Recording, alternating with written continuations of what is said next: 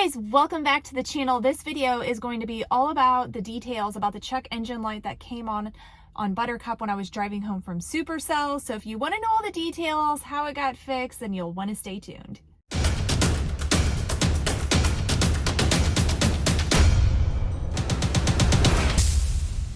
If you follow the channel and you watch every single video I release, which I know you do, you're probably well aware that Buttercup had her check engine light come on, and that happened when Kyla and I were on our way home from Supercell. So I just want to give you some details on what we were doing when the check engine light came on, all the details of what went in to fix it and what the problem was. No bueno, look what happened. Well, we have a little pit stop here. We have a check engine light on, so I went to Advanced Auto Parts to get a code. It says P0096. And I did a quick Google search and it's something about the intake temperature sensor. So Kyla and I were headed back from Super Celebration East. We had a fantastic week. If you missed that video, I'll go ahead and link that above. You can watch that video. We were about 10 hours in our drive and I was driving about 70 miles an hour, and all of a sudden the check engine light came on. The Bronco did not sputter, misfire, anything like that. I wouldn't have noticed that the check engine light was even on unless I looked down. That's what happened. It caught my eye. I'm like, well, what's that orange shiny thing on the dash? And I'm like, well, that's no good. So I immediately went to Siri and asked her to find me an AutoZone or auto parts store so I can get a code to see exactly, what is wrong with it. So we went off the beaten path, found an auto parts store, and they gave us a code and it was P0096. Of course, then I went to Google and it looked like it had something to do with the air temperature sensor. Since the Bronco was running fine, I decided to go ahead and continue on our drive home. Like I said, we were only about an hour away and I just wanted to get home just in case something was going on. Now, I do know that if it went into limp mode or if the temperature was getting really hot, of course I would have pulled over and made arrangements to have it towed back to the house. As soon as I got home the next day, I went ahead and called the dealership, told them the code, made an appointment, dropped her off. After a few days of it being at the dealership, I finally called for an update. They're like, hey, we just looked at it. We'll give you an update in a couple hours. They call me back. And this is the part that I find really interesting. I don't want to throw the dealership under the bus by any means, but I am telling you this so you're well aware if something like this happens to you. They called and said, hey, Miss Pickens, we know it is wrong. It is your air intake temperature sensor. It is reading too high. However, we notice that you have been off-road. I wonder how they can tell that. I did make an effort to clean the Bronco so it wasn't super muddy. But I mean, it's dirty kind of everywhere. It's not like it's a perfectly clean, never been off-road Bronco.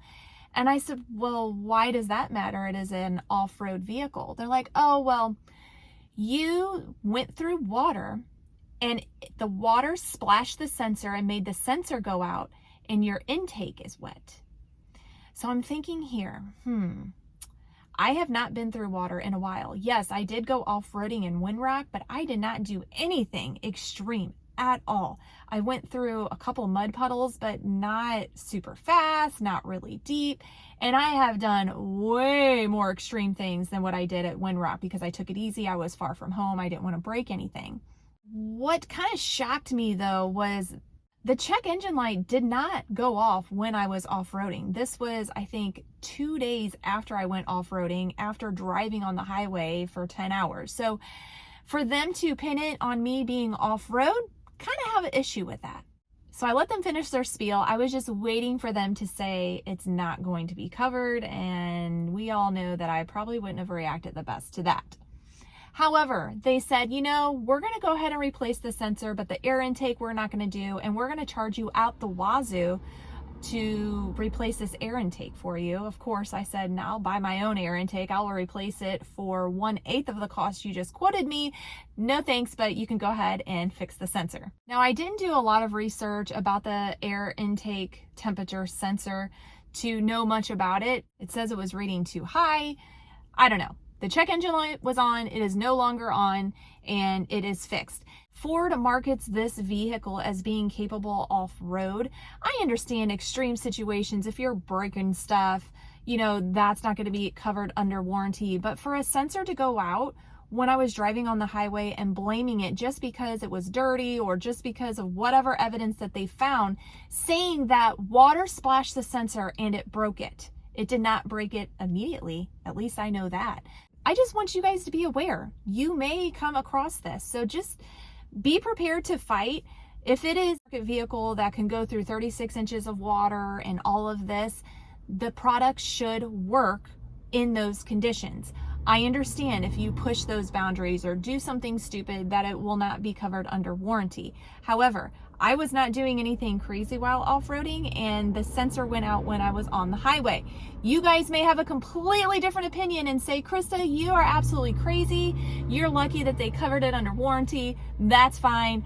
I do think that it should have been covered under warranty, which it was. So I am thankful for the dealership that they did replace the sensor. The air intake, I'm going to go take care of myself. I haven't even opened it up, and I'm sure it is disgusting because I have not replaced it since I've had it. And we all know Buttercup gets dirty.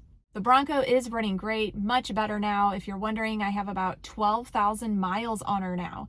I am still completely 100% satisfied with the Bronco, with the drive, how it runs. I have not had any major issues.